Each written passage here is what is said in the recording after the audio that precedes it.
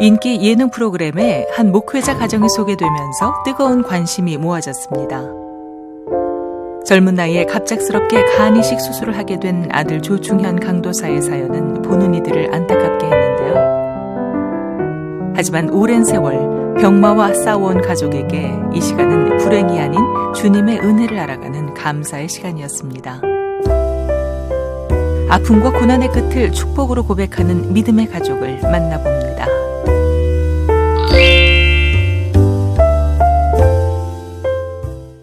여러분 안녕하십니까? 새롭게 하소서 김학중 목사입니다. 안녕하세요. 김정아입니다.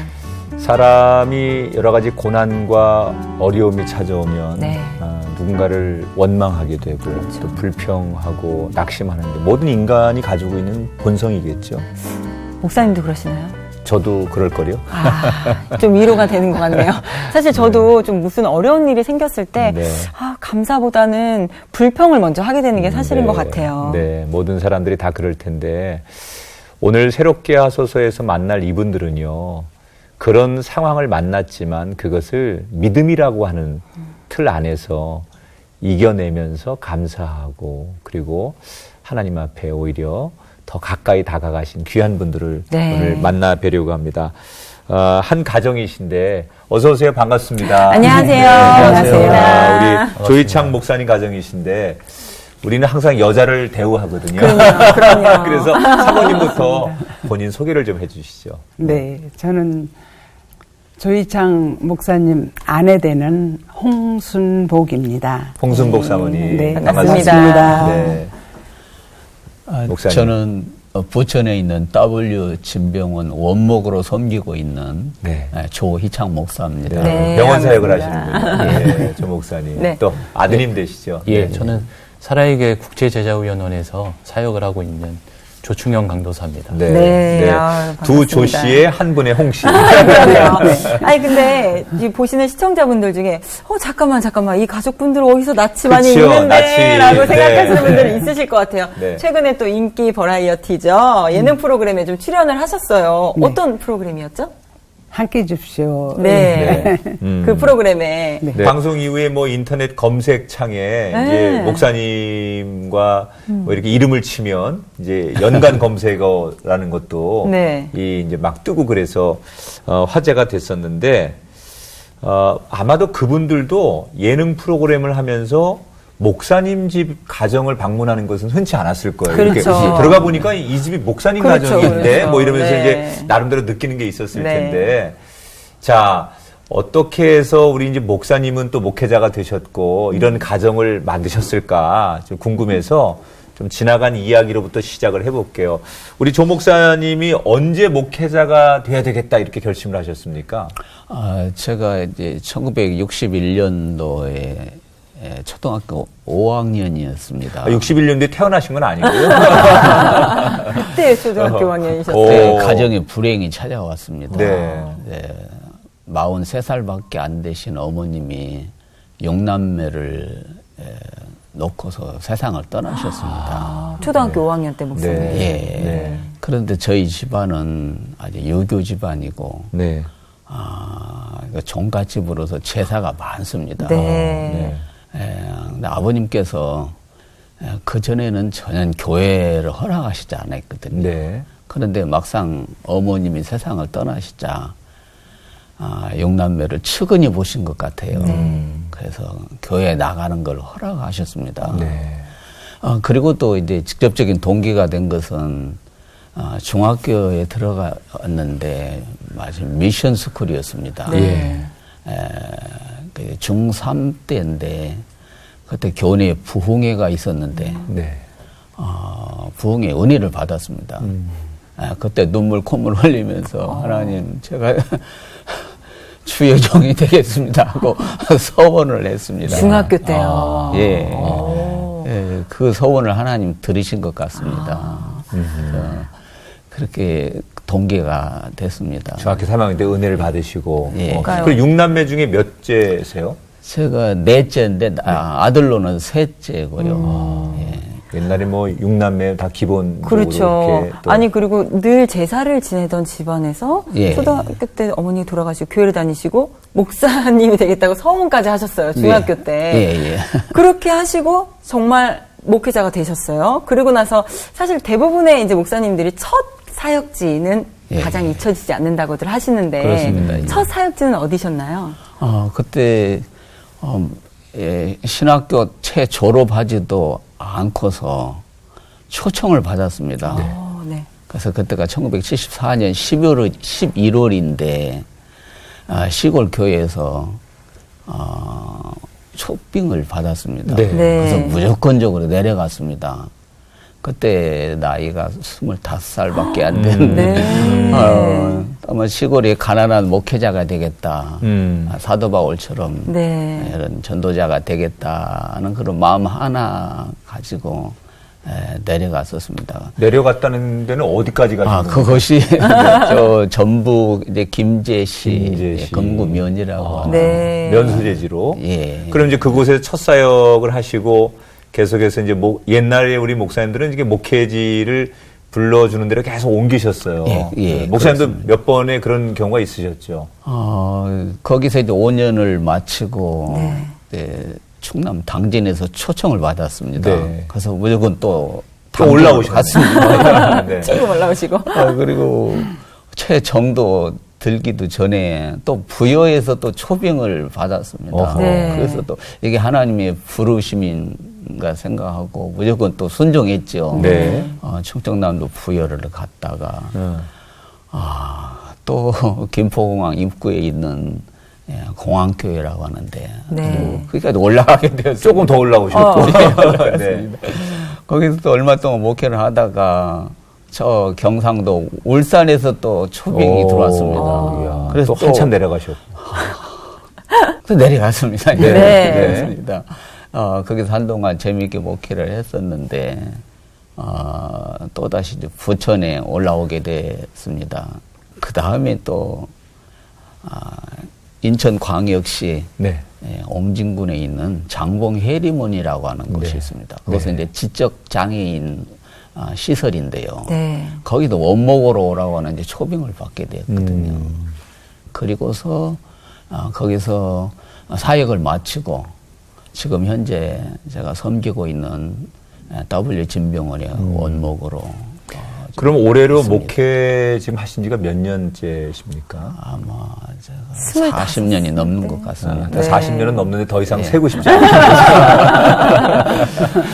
사모님, 이렇게 목사님 뭐 평생 이제 전국 8도를 다 다니시면서 그러니까요. 목회하셨는데 목사님이야 뭐 가야 되나 보다 그리고 가자 그리고 올라갔다 내려갔다 이렇게 하셨지만 사모님은 이제 아이들 또 뭐 이렇게 이사하는 거 다 따라다니려면 또 사모님 입장에서 여자 입장에서 힘든 일도 많았을 그쵸. 텐데 많이 힘드셨죠? 네, 힘은 들었는데 네. 그때는 그렇게 해야 되는 줄 알았어요. 당연한 그냥 거라고. 목사님이 가시면 가신다고 하면 그러니까 그냥 살았지. 만약에 네, 이걸 왜 그렇죠. 해야 돼 그러면 그렇죠. 벌써 안 살았겠죠. 그렇죠. 그때는 그렇게 해야 되는 줄 알고 그게 뭐 특별한 불만이나 그런 것 없이 하나님의 부르심이다 가자 그러면 그냥 따라다녔어요. 역시 사모님이십니다. 아니, 또 사모님은 또 그렇게 순종하면서 나아가셨지만 학생이었던 우리 조중현 강도사님께서는 학교도 옮겨 다녀야 되고 그렇지. 친구들과 매번 헤어져야 하는 그런 또 고충들이 있으셨을 것 같아요. 어떠셨어요? 솔직히 좀 많이 힘들었죠. 왜냐하면 네. 학창 시절에는 친구들과의 그렇죠. 그 노는 게 굉장히 그 추억거리잖아요. 네. 근데 계속 학교를 옮겨 다니다 보니까 사실 지금도 중학교나 초등학교 친구들이 거의 없어요. 그렇죠. 짧게 또 네. 만났다 헤어지고 하니까 예. 그런 아쉬움들이 또 있으셨겠어요. 그런데 이제 세월이 지나서 좀 어른이 돼서 보니까 본인도 목회자의 길을 걷고 있어요. 예. 아마 이 영향을 가장 많이 준 분이 옆에 계신 아버님일 거라는 생각이 드는데 네. 그냥 아들이 바라보는 아버지는 어떤 분이에요? 저희 아버지는 그냥 작은 예수세요. 작은 예수. 아들이 보통 저렇게 얘기 안 그러게요. 하는데. 저렇게 얘기하는 건 정말 있을 수 없는 우리 일인데요. 아버지는요, 교회에서는 목사님인데 집에 오면 아저씨예요. 얘기를 한다고. 그게 나와야 되는데.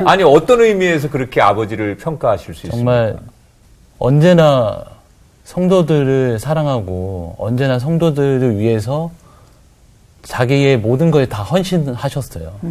물질적인 것도 시간이나 열정.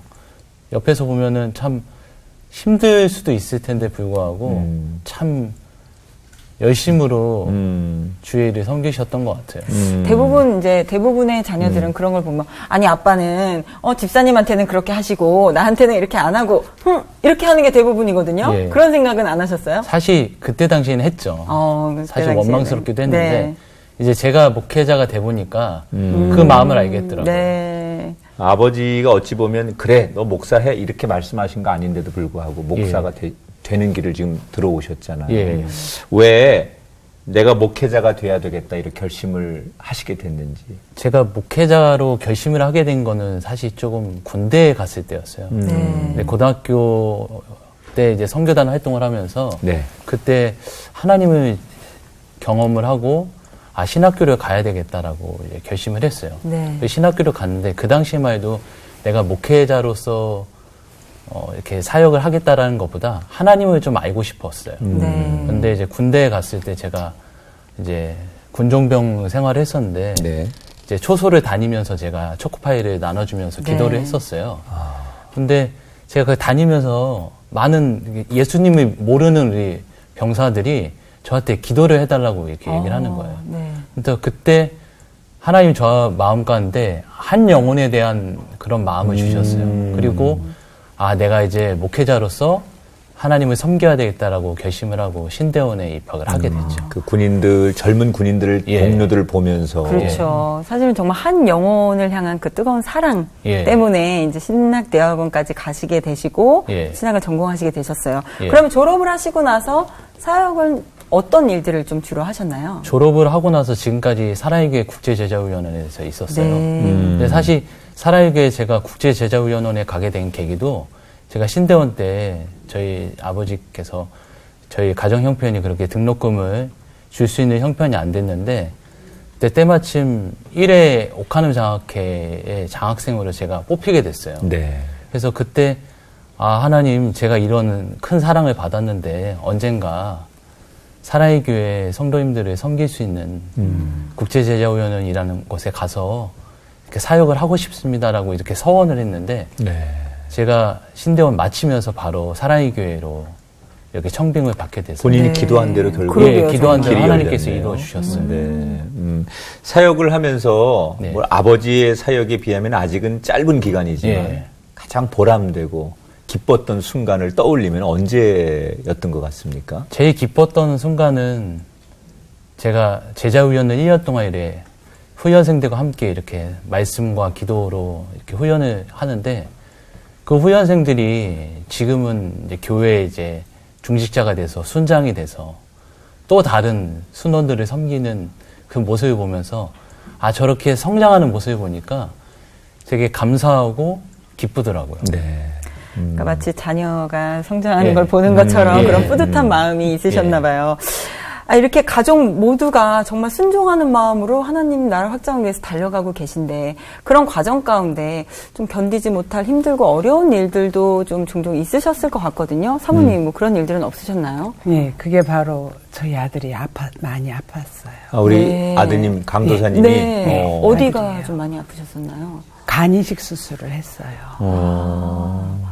언제 그렇게 아프기 시작하신 거예요? 언제부터? 2012년 1월 30일이거든요. 네. 제가 그날은 평생 잊지 못할 것 같아요. 원래 몸이 좀 안 좋았어요? 원래 B형 간염 보균자였는데 네. 사실 소화만 좀 안 되는 정도였어요. 네. 어느 날 갑자기 제가 이제 월요일 날 이제 사역을 하려고 이제 교회를 이제 출근하려고 이제 세수를 하는데 거울을 봤는데 제 얼굴이 이게 노랗게 변해 있는 거예요. 네. 너무 깜짝 놀라서 서울 성모병원 응급실에 갔는데 단도직입적으로 이렇게 얘기하더라고요. 간 이식밖에 없다.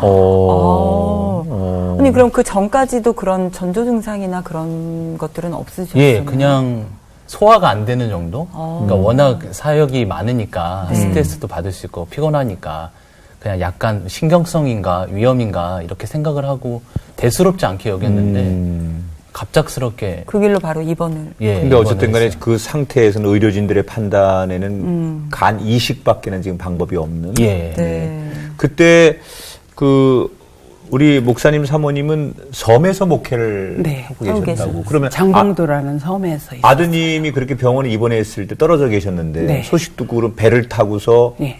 다시 육지로 나와서 예. 서울에 올라오신 거네요. 예, 아침에 전화가 왔더라고요. 네. 엄마 제 얼굴이요 오래요. 네.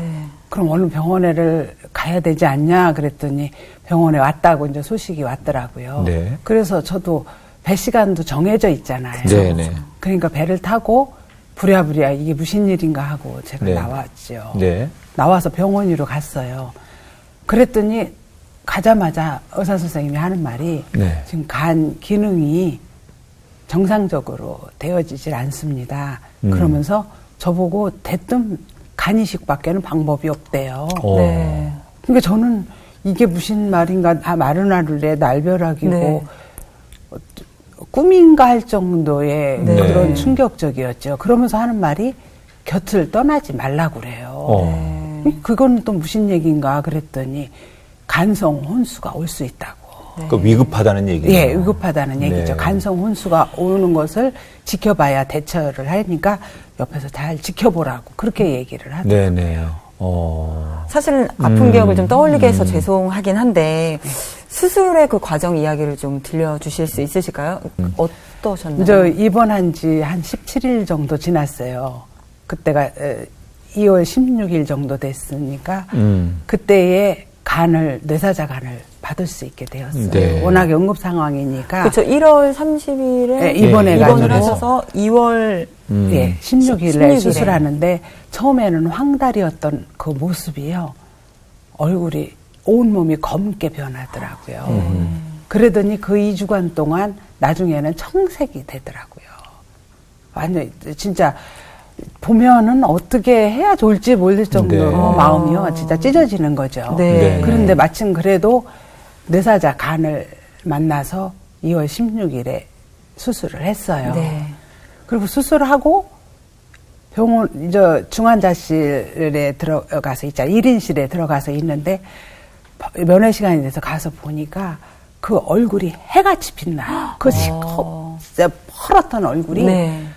정말 어떻게 이렇게 환해지냐. 진짜 꿈같이 네. 이런 일도 있구나 하는 진짜 놀라움이 있었어요. 그래가지고 있는데 하루 이틀 지나니까 색이 달라지는 거예요. 네. 다시. 네. 네. 그래서 제가 의사 선생님 면담을 신청해서 주치의 선생님을요.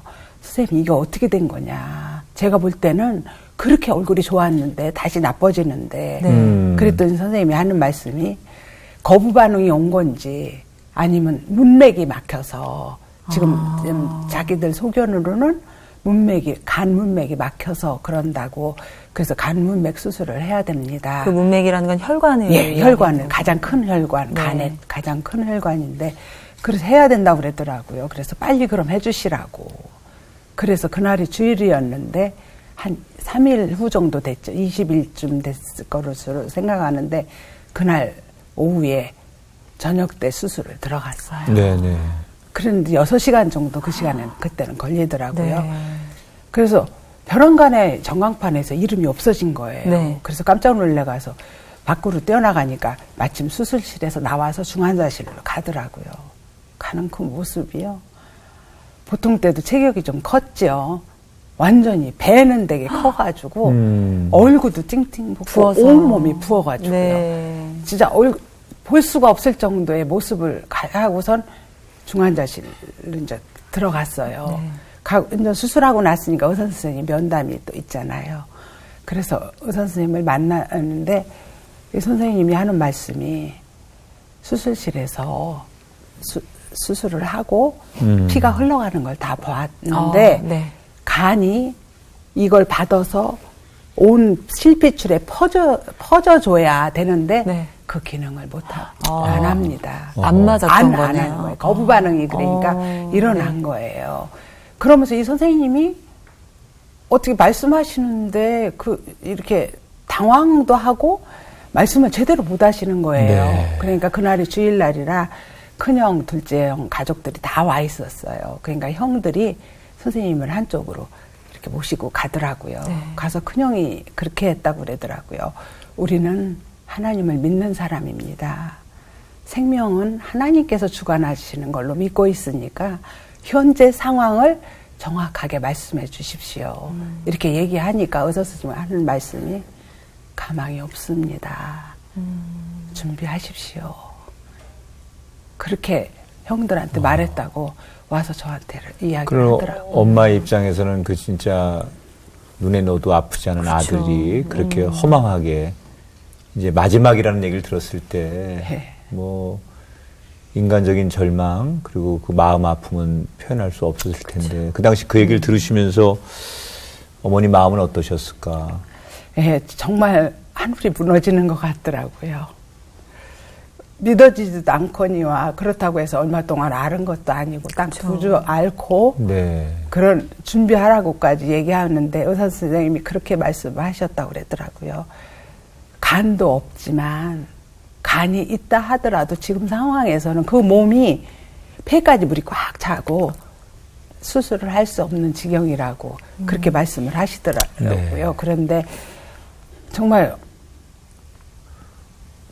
심정이 어떻게 해야 좋을지 진짜 견딜 수가 없더라고요. 근데 제가 큰아들 가정, 둘째 아들 가정, 너네들 집으로 가라. 병원에서 있지 말고 집으로 가서 기도하고 가라고 그래서 다 돌려보냈어요. 네. 돌려보내고 저는 이제 그날이 주일날이라 목사님도 섬에서 예배를 드리시느냐고 나오시지 않고 이제 저 혼자 이제 병원에서 있는 거예요. 어디 가서 앉아서 기도가 되는 것도 아니에요. 어떻게 할 수가 없으니까 온 병원을 제가 막 돌아다니는 거예요. 네. 그러면서 하나님과 막 대화를 하는 거죠. 제가 땅을 딛는 것인지 이 발을 땅에 딛는 것인지 이걸 못 느끼겠더라고요. 네. 그러면서 하나님 제 아들이기도 하지만 당신의 아들이 아닙니까? 네. 하나님 뜻대로 하십시오. 제가 살려달라고 이렇게 부탁했더라고요. 네. 진짜 제가 어떤 것이 하나님 뜻인지를 모르니까 그래서 제가 그랬어요. 하나님 뜻대로 하십시오. 뜻대로 하십시오. 하나님 계속 그러면서 제가 몇 시간을 병원을 헤매고 돌아다녔어요. 네. 그런데 제 속에서 찬양이 올라오는 거예요. 네. 야곱의 축복. 야곱의 네. 축복이라는 네. 찬양. 그 찬양이 제 속에서 계속 올라오는 거예요. 네. 그냥 잠깐 이렇게 있는 게 아니라 계속해서 올라오니까 제가 벅차가지고요. 정말 나중에는 제 마음이 너무 더 평안해지더라고요. 아니 그렇게 또 어머님의 기도 가셔서 또 형제분들의 기도 아버님 또 얼마나 기도하셨을까라는 생각이 또 드는데요.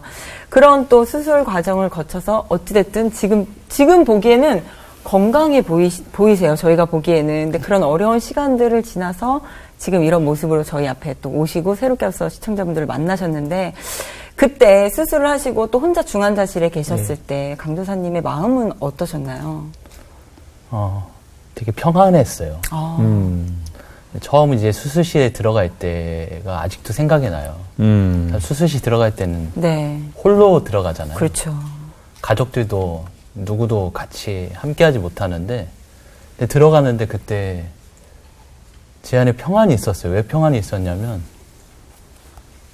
내가 하나님의 자녀인데 하나님이 나와 함께 하시고 나를 꽉 안아주고 계시다라는 마음이 드니까 내가 죽지 않을 거라는 확신이 있었어요. 네. 그리고 이제 이후에 이제 제가 중간에 혼수 상태였기 때문에 혼수 상태에서 깼을 때 처음에는 혼수 상태에서 깼는데 이렇게 앞에 이렇게 달력이 있었는데 달력이 이렇게 막 움직이는 거예요. 네. 그리고 제가 이제 의사가 오늘 몇 월 며칠이세요 그러면 제가 막 딴소리를 하고 허공에 대고 막 얘기를 하고 그러더라고요. 그러다가 어느 정도 시간이 지났을 때 내가 지금 상태가 굉장히 안 좋고 심각하구나라는 것을 인식을 하기 시작했어요. 근데 그때 이제 제 안에 어떤 마음이 있었냐면 내가 아프다는 것을 혹시나 우리 가족들이 면회 왔을 때 그 모습을 보여주면 안 될 것 같더라고요. 네. 그러면은 가족들이 얼마나 힘들어 하겠어요. 그래서 되게 담대하게 웃었어요. 어머니, 아버지가 이제 하루에 2번 면회를 오는데 네. 2번 뵐 때마다 괜찮다고 어머니. 이렇게 스피커로 이야기를 하거든요. 괜찮다고. 근데 그럴 수밖에 없었던 이유가 사실 그때는 저와 하나님과만 1대1의 시간을 가졌던 것 같아요. 네. 네, 그 시간은 사실 지금도 생각하면 참 행복했던 것 같아요. 그 시간에 하나님이 저를 얼마나 만져주시는지 전능자의 그늘 아래에서 제가 푹 쉬고 있는 것 같았어요. 사실 중환자실 들어가시면은 여러 가지 기계들로 사실 힘든 환경인데도 불구하고 근데 그 당시에 제 마음은 정말 세상이 줄 수 없는 평안함을 그때 느꼈어요. 네. 그 뭐 그렇게 2번이나 수술을 하시고 네. 그런 과정 속에서 원망보다는 예. 하나님께 감사하고 또 자꾸 감사하다 보니까 감사거리가 찾아지고 예. 그래서 아마 이렇게 건강하게 회복이 되시지 그러게요. 않았을까 네. 드네요. 지금은 건강 상태가 어떠신 거예요? 지금은 많이 회복이 됐고요. 네. 근데 이식 환자들은 그 면역 억제제라는 약을 먹어야 돼요. 네. 그리고 뭐 제가 B형 간염 보균자였기 때문에 바이러스제를 먹는데 그것을 잘 먹고 몸 관리를 잘 하면은 그 외에는 전혀 문제가 없습니다. 지금은 일상생활하는데 이제 전혀 예. 지장은 없으시고 예. 다른 징후는 없는 상태에서 예. 계속 지켜보시고 계신 거죠. 예. 네, 다행입니다. 그러게요. 네. 네. 근데 또 그렇게 2번의 수술을 지나고 나서 또 건강상의 어려움이 찾아오셨다고 들었어요. 예.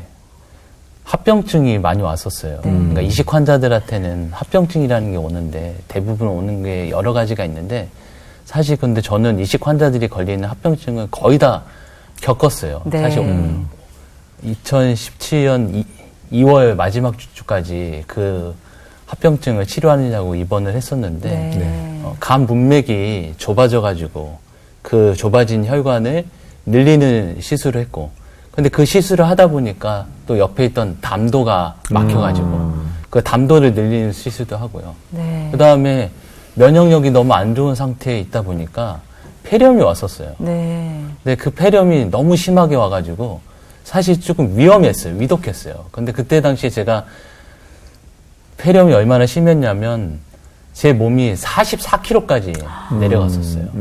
네. 심각했었는데 근데 그때 참 하나님을 원망하진 않았는데 두려웠어요. 왜냐하면 그때 제가 폐렴에 걸려서 누워있는데 꿈을 꿨어요. 하루는.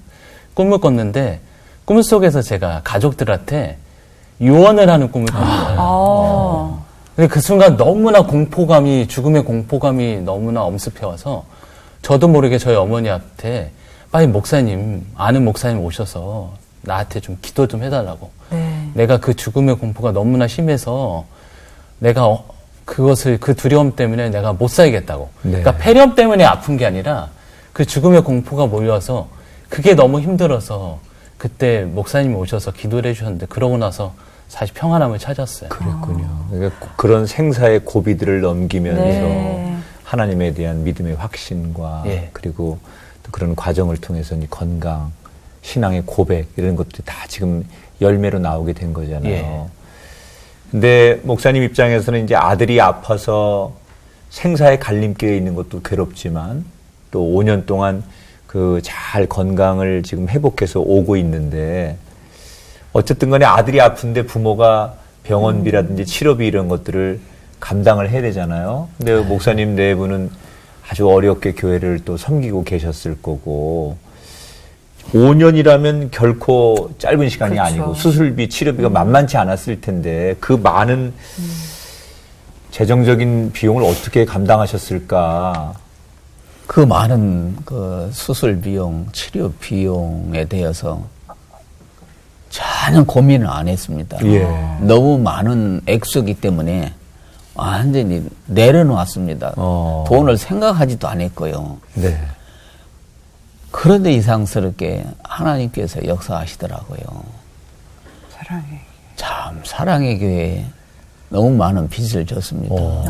그 수많은 성도들 기도해 주시고 정말 이름 모를 분들의 그 후원 그 생각하면은 정말 어제 다 뭐라 말씀드릴지 모르겠습니다. 그러면 이제 이렇게 사랑의 교회 교인들이 기도도 해주실 뿐 아니라 예. 계속해서 지난 몇 년 동안 알게 모르게 예. 경제적인 지원도 많이 도움을 주시는 분들이 계셨군요. 예. 사랑의 교회 오종현 목사님 비롯해서요. 정말 모든 장로님들, 권사님들, 네. 모든 분들이 해주셨고 지금까지도 생활비 일부를 해주셔요. 아니, 근데 이렇게 어려운 시간을 또 겪으시다 보면 그런 생각을 한 번쯤 해보실 수 있을 것 같은데, 하나님 왜 도대체 우리 가정에 이러한 어려움과 아픔들, 그것도 내 자녀의 그 소중한 건강까지 이렇게 왜 이런 어려운 시련들을 주시나요? 이렇게 생각해 보신 적은 없으신가요? 처음에는 정말 황당하고 네. 정말 죄책감도 많이 들고요. 힘들었죠. 네. 그런데 깨닫게 하시는 부분이 제가 더욱 겸손해야 되겠다 하는 것과 네. 더불어 고난도 축복이다라는 그 은혜를 주시더라고요. 네. 왜?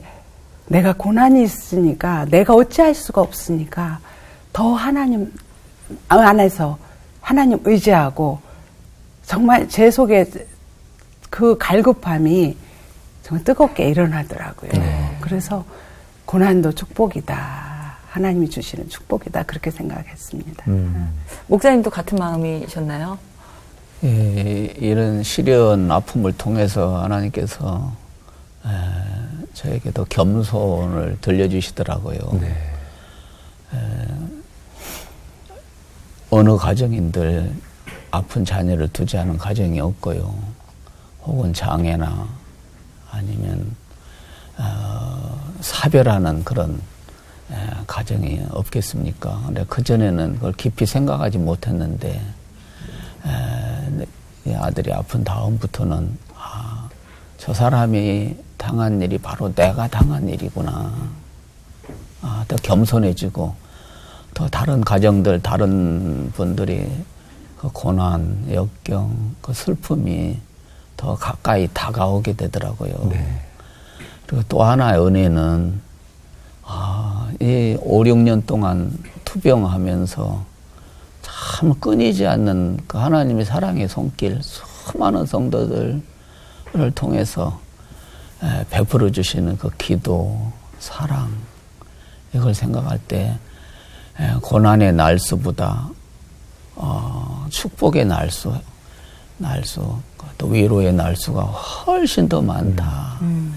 이렇게 생각하면서 현재의 고난은 장차 나타날 영광과 비교할 수 없도다. 이 다음에 천국에서 우리가 누리게 될 그 기쁨과 행복, 영광은 얼마나 크겠는가. 거기까지 생각이 미치더라고요. 당사자인 우리 강도사님은 왜 내가 이렇게 아파야 되고 긴 시간 동안 이렇게 남들이 겪지 않아도 될 일들을 나는 겪을까, 이런 생각을 젊은 분이니까 하실 수도 있잖아요. 많이 했죠. 네. 왜 하나님 나에게 이렇게 젊은 나이에 이런 고통을 주시는가. 그것도 그냥 1년이 아니라 5년이라는 긴 시간을. 근데 지금 되돌아보면 이 5년이라는 시간이 참 저한테는 하나님을 정말 신뢰할 수 있는 시간이었던 것 같아요. 네.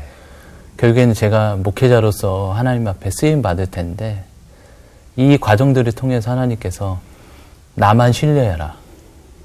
나만 신뢰하고 나만 바라보고 목회하면 그거면 된다. 그걸 느끼게 해주신 것 같아요. 평생의 재산을 얻으신 거네요. 예. 앞으로 살아가야 되고 예. 사역해야 되는데 너무 중요한 예. 걸 얻으셨는데, 목사님 조금 전에도 말씀하셨지만 너무 많은 분들에게 빚을 지고 있다. 많은 사랑을 주고 계시다. 이런 얘기 하셨잖아요. 예. 사실은 중보도 해주셨고 또 여러 가지의 도움의 손길을 주셨기 때문에 그 사랑으로 건강해지셨는데 예. 오늘 그동안 함께 후원해 주시고 축복해 주신 분들에게 방송을 통해서 감사의 인사를 한번 전해도 좋을 것 같아요. 그분들에게 목사님 정말 감사합니다. 그 사랑 잊지 않겠습니다. 그런 마음의 표현 한번 하시면 어떨까요? 예, 너무 감사하고요. 생각하면은 이 세상에서는 그 빚을 다 갚을 수가 없을 것 같습니다. 네. 그분들의 그 사랑을 보답하는 마음으로 기도를 한다 해도 또 어떤 때는 약해지기도 하고요. 잊어버리기도 하고. 그래서 저희가 그 농담이라 할까요? 이 다음에 천국 가면은 제가 열심히 섬기겠습니다. 발도 씻겨드리고 심부름도 해드리고 시키는 대로 제가 보답하는 마음으로 열심히 섬기겠습니다. 이것밖에 제가 약속을 못 하겠습니다. 그만큼 감사합니다. 감사한 마음이 많으신데. 그렇죠. 우리 강도사님 정말 이름도 없이 빛도 없이 기도해 주시고 섬겨주신 많은 분들에게 감사의 영상 편지 하나 남기시면 좀 마음 편해지지 않을까요? 너무 많으셔가지고. 저 카메라 보시고요. 한번 그분들에게 그래도. 먼저 에베네셀의 하나님께 영광과 감사를 올려드립니다. 그리고 지금까지 긴 시간 동안 사랑의 교회 우리 담임 목사님이신 오정현 목사님과 우리 장로님, 권사님, 우리 모든 성도님들이 지금까지 기도해 주시고 아낌없는 사랑을 베풀어 주셔서 이렇게 건강한 모습으로 다시금 사역을 할 수 있도록 인도해 주셔서 감사합니다. 그리고 정말 세계 각 지역에서 그리고 전국 각 지역에서 정말 많은 분들이 물질적으로나 기도를 해주셨는데 그분들 참 감사하고 그분들 오늘 이 새롭게 하소서를 통해서 그분들께 이렇게 감사 인사를 드릴 수 있어서 너무나 감사한 시간이었습니다. 네, 그래요. 아마 또 방송을 보시는 분들 가운데 내가 기도해드린 분이 또 사랑을 나눈 분이 저렇게 건강해지시고 저런 고백을 할 수 있으니 참 보람되다 이런 생각을 많이 하실 것 같아요. 아니 가시기 전에 저희 세 분께 기도 제목과 앞으로의 계획들을 좀 부탁드릴게요. 이야기해 주시면 저희 또 많은 새롭게 하소서 시청자분들이 함께 기도하고 응원할 것 같아요. 제가 2018년 상반기부터 다시 사랑의 교회에 복귀해서 이제 사역을 시작하려고 합니다. 그래서 사역을 잘 복귀해서 건강하게 사역하는 게 첫 번째 기도 제목이고 두 번째는 좋은 하나님이 예비하신 배우자를 만나서 하나님 나라를 위해서 이렇게 쓰임 받는 게 제가 그 두 가지가 제 기도 제목입니다. 아주 현실적이고 그렇죠. 지혜로운 기도 그렇죠. 목사님은요? 저도 그렇습니다. 다 지금까지 받은 그 사랑을 보답하는 마음으로 살아야 될 텐데 그 좀 어떤 때는 부담이 되기도 합니다. 그러나 이 일을 끝까지 헌신하고 충성하는 거 이거 자체가 보답하는 게 아니겠느냐는 생각을 하고요. 좀 하나님께서 은혜 주셔서 계속 사역에 복귀해서 충성했으면 합니다. 아드님이 건강해져서 잘 사역 감당하기를 아버지로서 바라는 기도의 제목 나누셨고 어머니는요? 그게 제일 큰 기도 제목이죠. 끝까지 하나님이 기뻐하시는 사역하고 다시 건강으로 인해서 어려움 당하지 않았으면 하는 그런 기도 제목입니다. 결국 세 분이 한 가지의 기도 제목이시네요. 그렇죠. 건강해서 주님 일 끝까지 잘 감당하게 해주세요라는 한 가지의 기도 제목. 아마 오늘 새롭게 하소서를 시청하시는 분들의 기도 제목도 다르지 않을 것 같아요. 지금 그런 마음으로 기도하시며 이 방송을 시청하고 계실 것 같고 또 방송 이후에도 우리 강도사님 가정을 위해서 그렇게 많은 분들이 기도해 주리라고 생각합니다. 감사합니다. 지금까지 기도의 응답을 받으셨지만 앞으로도 기도하는 것도 응답 받으실 것을 믿고 아멘. 세 분이 걸어가는 길, 또 귀한 목사님, 강도사님 가정이 걸어가는 길에 하나님의 인도하심이 있기를 저희도 기도하고 축복하겠습니다. 건강한 모습으로 또 뵙도록 하겠습니다. 오늘 함께해 주셔서 고맙습니다. 고맙습니다. 고맙습니다. 하나님께서는 우리를 고통과 연단의 시간을 통해서 만지시고 또 다듬어 주시고 그리고 또 정금 같은 주님의 자녀로 이렇게 키워나가 주시는 분이라는 거 오늘 다시 한번 깨달을 수 있었고요. 그리고 아무리 어떠한 힘든 상황과 어려운 상황이 있더라도 정말 세상이 줄 수 없는 주님이 주시는 그 평화로운 그 평안을 누리는 저와 여러분이 됐으면 좋겠다는 생각을 해봤습니다. 네. 강도사님 여러 가지 이야기 가운데 수술실에 그 아픈 몸을 이끌고 수술하러 들어갈 때 외롭고 또 또 두렵지 않았느냐는 질문 속에 오히려 감사했고 하나님의 그 인자한 그늘 아래에 내가 거하는 것 같아서 참 좋았다, 이런 고백. 오히려 우리들에게 이 고백이 위로가 되지 않습니까? 삶의 고난과 불행들을 만났을 때 이 고난과 불행이 오히려 하나님 앞에 더 가까이 가고 하나님의 사랑을 느낄 수 있는 또 다른 기회라고 하는 것들의 고백을 강도사님의 고백만이 아니라 우리 모든 시청자들의 고백으로 드려졌으면 좋겠다라는 생각을 합니다. 우리 모두는 하나님 앞에 귀한 자녀들이기 때문에 하나님께서 결코 우리를 버려두지 아니하실 것이다. 그런 확신을 가지고 오늘 하루를 마감했으면 좋겠습니다. 새롭게 하셔서 오늘 여기서 인사드리고요. 다음 시간 다시 찾아뵙겠습니다. 여러분 고맙습니다.